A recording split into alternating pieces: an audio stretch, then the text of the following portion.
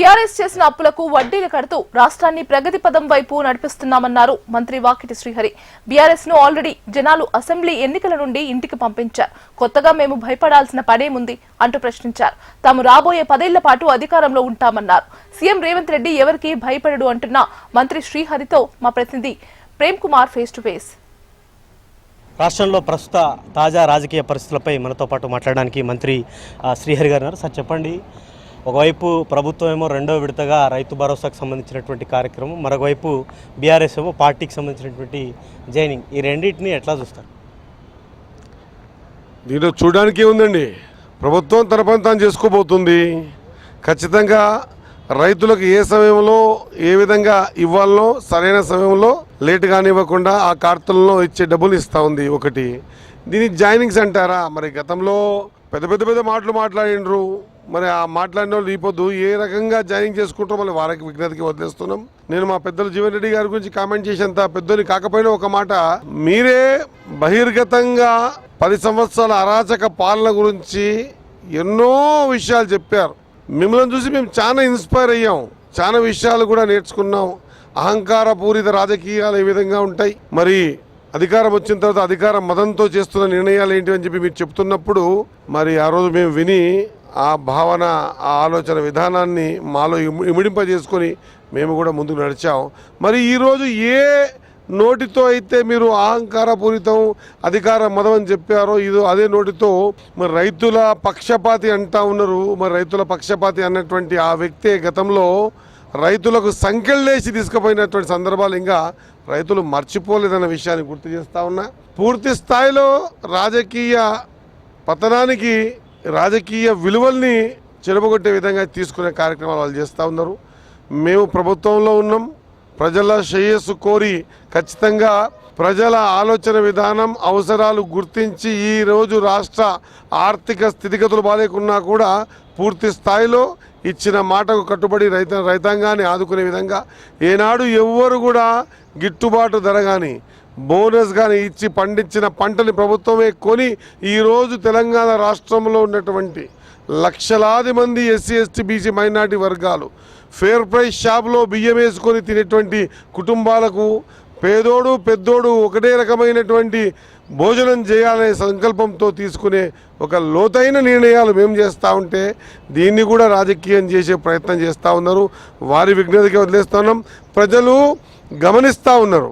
సరైన సమయంలో సరైన విధానాన్ని ఎంచుకుంటారు.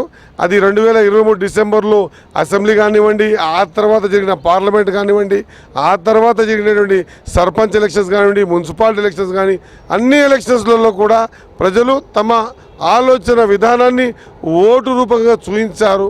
వారు మళ్ళీ తమ స్థితి ఉనికిని కాపాడుకోవడానికి చేస్తున్న ప్రయత్నమే తప్ప ఇంకొకటి కాదు అని నేను తెలియజేస్తాను. కేసీఆర్ సభకు భయపడే రేవంత్ రెడ్డితో సభ పెట్టిస్తున్నారని బీఆర్ఎస్ నేతలు ఆరోపిస్తున్నారు. ఇంకా బీఆర్ఎస్ నేతలు ఆరోపించే విధానాన్ని మనం ఒకవేళ లెక్కలోకి తీసుకుంటే నేను కొంత వేరేగా మాట్లాడాల్సి వస్తుంది. నేను అంత మాట్లాడదలుచుకోలేదు.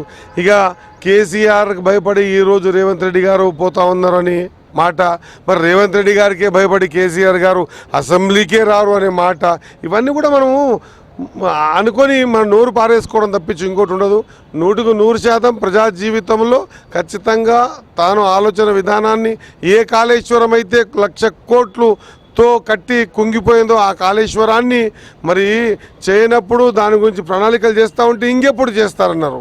ప్రణాళికలు ఏర్పాటు చేసి దాని ఈ విధంగా మిగతా అన్ని డిపార్ట్మెంట్స్ కూర్చోబెట్టి దీన్ని ఖచ్చితంగా మనం ప్రోగ్రెస్ తీసుకోవాలనుకున్నప్పుడు భయపడి చేస్తామని అంటున్నారు. వాళ్ళ నోటికి వాళ్ళ అబద్ధాలకు మనం ఈ చిన్న విషయాలకు చిన్న సభలకు బెదిరే వ్యక్తి కాదు.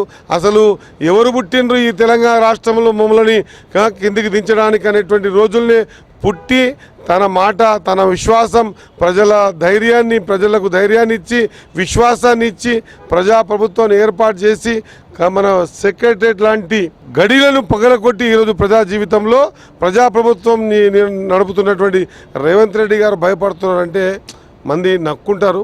అది వాళ్ళకే వదిలేద్దాం. దాని గురించి మాకు ఎలాంటి ఆలోచన లేదు. ఇదేమన్నా మాకేమన్నా భయపట్టించే విధానం కానీ లేకపోతే దీని ద్వారా మేమేమైనా భయపడే పరిస్థితులు ఏం లేవు. ఖచ్చితంగా ప్రజాప్రభుత్వంలో ప్రజలకు కావాల్సిన అవసరాలన్నీ గుర్తించి ఇచ్చిన మాటలు నిలబెట్టుకొని ఒక్కొక్కటిగా ఈ రాష్ట్ర ఆర్థిక పరిస్థితి బాలేకున్నా దాన్ని కూడా గాడిలో పెట్టి కార్యక్రమాలు తీసుకుపోతా ఉన్నాం. ఎప్పటివరకైతే ప్రజలు మా ఆలోచన విధానం నమ్మి మా వెంబడి ఉన్నారో ఇలాంటి తాటాకు చప్పుళ్ళకు ఎవరు భయపడే పరిస్థితి ఉండదు. రైతులు తప్పు తెలుసుకున్నారు. గతంలో కేసీఆర్ ఉన్నారు, ఇప్పుడు కేసీఆర్ లేరు అనే దాన్ని తెలుసుకున్నారు. మళ్ళీ వచ్చేది కేసీఆర్ ప్రభుత్వం అని చెప్పి జీవన్ రెడ్డి అంటారు. ఏ లెక్కల్లో అంటారు? రైతులు ఏం తప్పు తెలుసుకున్నారు? రైతులకు సంబంధించినటువంటి ఏనాడు గిట్టుబాటు ధర ఇయ్యనటువంటి బీఆర్ఎస్ గురించి తెలుసుకున్నారు కాబట్టే గిట్టుబాటు ధర ఇచ్చిన కాంగ్రెస్ గురించి తెలుసుకొని కాంగ్రెస్ వెంబడి ఉన్నారు. ఈరోజు రైతులు 100% బోనస్ గురించి ఆలోచనే లేదు వాళ్ళకు. అటువంటి బోనస్ని ఈరోజు కాంగ్రెస్ ఇస్తుంది కాబట్టి కాంగ్రెస్ గురించి తెలుసుకున్నారు.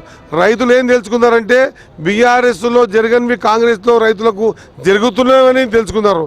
వాళ్ళు ఉల్టా చెప్తా ఉన్నారు. అది వాళ్ళకే విజ్ఞతకి వదిలేద్దాం. ఇది ఏదేమైనా రైతు భరోసాకు సంబంధించి ఒకవైపు రైతులకు తమ ప్రభుత్వం ఆయా కాలాలకు సంబంధించినటువంటి ఇస్తున్నటువంటి పథకంగానే చూడాలి తప్ప ఎవరికి భయపడాల్సినటువంటి అవసరం. ఒకవైపు కేసీఆర్ కానీ బీఆర్ఎస్కి కానీ రేవంత్ రెడ్డి భయపడు ప్రభుత్వం ప్రజాపాలనలో భాగంగా అభివృద్ధి కార్యక్రమాలను ముందుకు తీసుకెళ్తామని చెప్పేసి మంత్రి శ్రీహరి గారు చెప్తున్నారు. కెమెరామెన్ శ్రీకాంత్తో ప్రేమ్, HM TV.